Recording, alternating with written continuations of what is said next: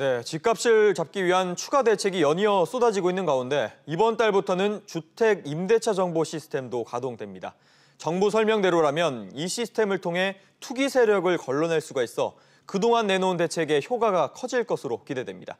어떤 시스템이고 실제 어떤 효과가 있을지 최서우 기자와 짚어보겠습니다. 자, 최 기자. 네.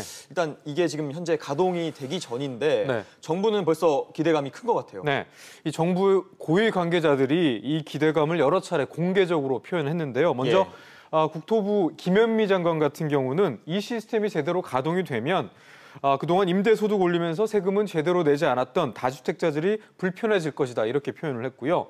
장하성 청와대 정책실장 역시 이 시스템을 통해서 거의 완벽하게 이 투기 수요와 실수요자를 구분할 수 있을 것이다 이렇게 표현했습니다. 결국 현 정부가 이 집값 불안의 주범으로 꼽고 있는 이 투기 세력 그리고 다주택자들에 대한 그간의 대책이 좀 더 실효성이 높아질 것이다 이런 기대감을 표출한 겁니다. 네, 근데 도대체 어떤 시스템이길래 정부가 이렇게 자신감을 나타내는 거죠? 이 시스템이 이제 가동이 되면 이 다주택자들이 집을 몇 채나 가지고 있고 또 전월세로 임대소득을 얼마나 올리고 있는지 한눈에 알아볼 수 있다는 게 이제 정부의 설명인데요.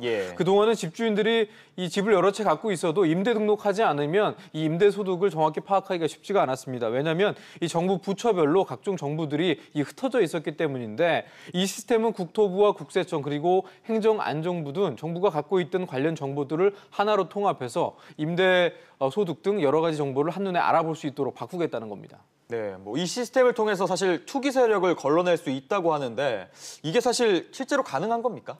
정부가 최근에 이 다주택자들이 정부의 정책을 악용해서 투기에 나섰다고 본 경우가 두 가지인데요. 첫 번째가 다주택자가 전세 대출 받아서 갭 투자한 경우, 또 나머지 하나는 이 다주택자가 임대 등록하고 또 사업자 대출까지 받아서 추가로 집을 구매하고 또 임대 등록해서 세제 혜택까지 받는 경우, 이 경우를 이제 투기라고 보고 있는데 정부 얘기대로 이 해당 시스템이 가동이 되면 이걸 가려낼 수 있게 된다는 겁니다.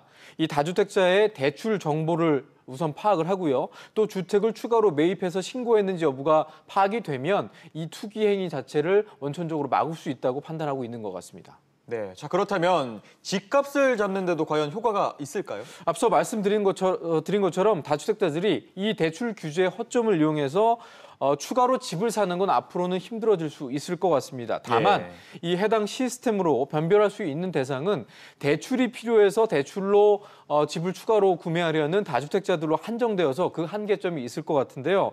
현재 부동산 시장으로 몰리고 있는 유동자금이 1,100조 원가량 되고 있는데 이 자금들은 사실 대출 규제와 상관없이 집값이 오를 수 있다는 생각만 있다면 언제든지 부동산 시장으로 유입될 수 있는 돈이기 때문에 이 부분에 대해서는 별도의 제어 장치가 될 수는 없을 것 같습니다.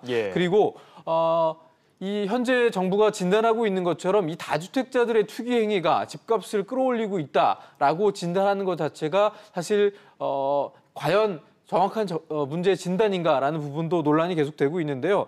2016년도 이 통계청 자료에 따르면 전체 주택을 소유하고 있는 사람들 중에서 집을 두 채 이상 가지고 있는 다주택자는 전체의 15% 정도인데 정부 판단대로 이들이 과연 그 집값을 올리고 있는 전부의 요인이 되는 것이냐 이 부분에 대해서 논란의 여지가 계속되고 있습니다.